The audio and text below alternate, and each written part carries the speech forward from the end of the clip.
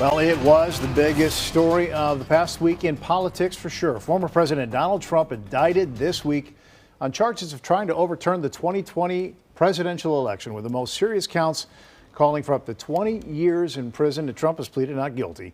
His legal team says the former president was only following the advice of legal advisors and that his election claims are protected by his right to free speech.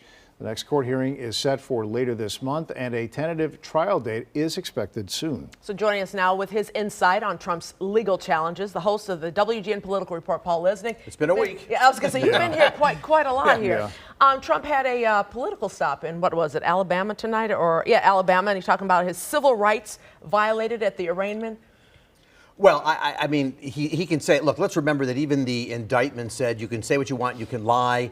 All of that is protected by free speech, so none of that's going to get him into trouble. But what did you? What about the court hearing? What did you have to think? What did you think about what he said? Well, all he did in the court hearing was to answer the questions he was asked. He did a little more talking than I thought, he would have expected. He had to say his age. He had to say that he hadn't been drinking, which he doesn't anyway. That he wasn't on any drugs. And did anything surprise you? Or? What surprised me was the speed at which this particular case might be moving, because the magistrate gave them 1 week for the prosecution to come up with your dates and your deadlines, 1 more week for the defense to respond, and then August 28th, is the next hearing, and it has become clear that the judge will set a trial date on that date. So you're not seeing that same kind of pressure in any of these other cases. This looks like a judge who's going to be moving this case, and it doesn't mean things won't get in the way, but her intent is to move it. We've talked a lot about the mounting cases and how you grapple with this here. We've got the documents case, the E. Jean Carroll case, and then the fourth indictment coming, and then, of course, the documents. And there's some civil cases, too, in there. Yeah, I mean, it just seems like an overwhelming amount of work to try to sort through. How does that all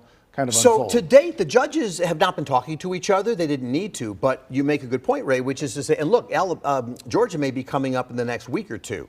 So at some point, you will have to have these judges or their staffs talk, because when you look at that calendar, it actually starts in January with certain things, and there's March, and an election May, going on. And if Trump's concern is they've got elections and rallies and all these things, and primaries and all these things to do. So there's going to have to be a meeting. What's going to have to happen is that some of these cases are going to have to basically take second, bow back to one of them. And based on the way the D.C. judge is moving and the import of the January 6th case, my guess is you're going to see the other cases step back and let the D.C. January 6th case move ahead more quickly. Yeah, the magistrate in this case, the arraignment, she has presided over cases from multiple defendants from January 6th. So what effect will that have, you think? Well, the magistrate has done it, but the judge in this case, Micah, has also presided then over those cases, and she's even given people punishments tougher than the prosecution has asked for. So she's tough, but her background is as a public defender.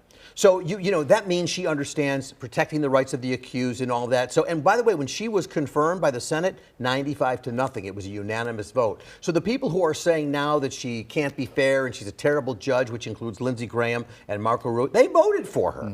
So clearly this has turned political, but she's well respected by prosecutors, by defense lawyers, all the way down the line. When we saw that arraignment, we saw the courtroom sketches. No cameras in the courtroom at the time. Do you think that will continue when the trial eventually happens? Well, there is a lot of talk about we want trials in the courtroom. Now, the argument for it is this is probably the most important trial in the history of the country. Cameras in the court, right? We ought to have that. However, take a step back. Cameras are not allowed in the courtroom, in federal courts. Federal court, Now, it's not a law. It's just a policy. So Chief Justice John Roberts could tomorrow say, for this case, we're going to have cameras in the courtroom.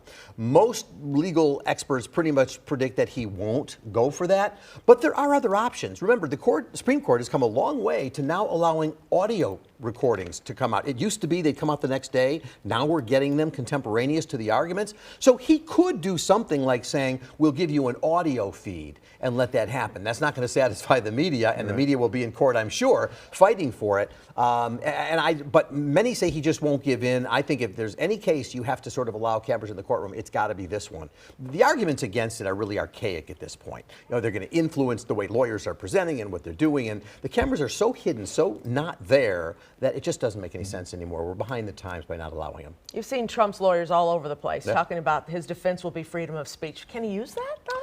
Well, he's not being charged with it, so that you're right. His lawyers keep saying freedom of speech, freedom Yeah. of speech. But Jack Smith, as I said earlier, Micah, Jack Smith said you can lie if you want to. There is no freedom of speech issue from the government's perspective. Now, tonight, here's breaking news for you. Tonight, the prosecutors have gone into court and asking for a protective order regarding the release of the discovery material that is going to be turned over.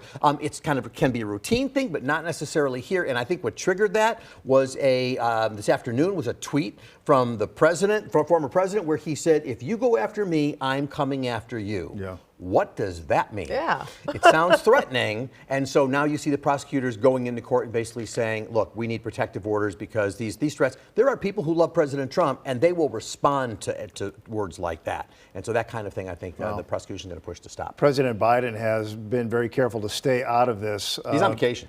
He has been, right? But at the same time, Trump supporters have said that the president is behind this. He's weaponized the DOJ.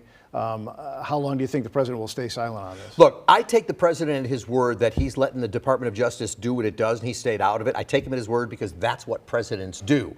We know that Trump necessarily did not follow that rules, and Trump promises not to follow that rule when he comes back.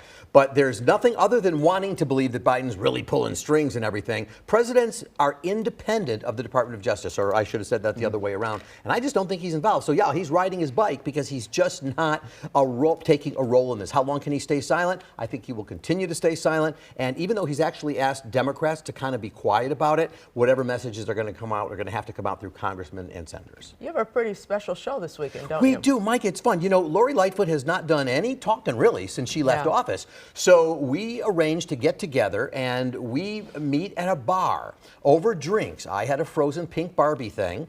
And I asked her if she wanted one, and she said, heck no, I want a beer. So we sat down with those drinks, and she is the entire show. She's candid. She's glib. She answers all the questions. We talk about the superintendent, about Kim Foxx, about how progressive she is, and really there were no holds barred. She How allowed long everything. is this interview? It's the whole half-hour Yeah. show. And what I will say is, here's the one that you'll want to wake up for. We talk about will the Bears leave, and she talks about that. But then I said, look, I'm going to have to take a sip to ask you this question. If the Bears leave Chicago, will you give up your season's tickets? Because she's a fierce Bears fan. Right. And she paused, and you can watch the show for the answer. Oh, all right. Thanks for that tease. Thank you. Thank you, Paul.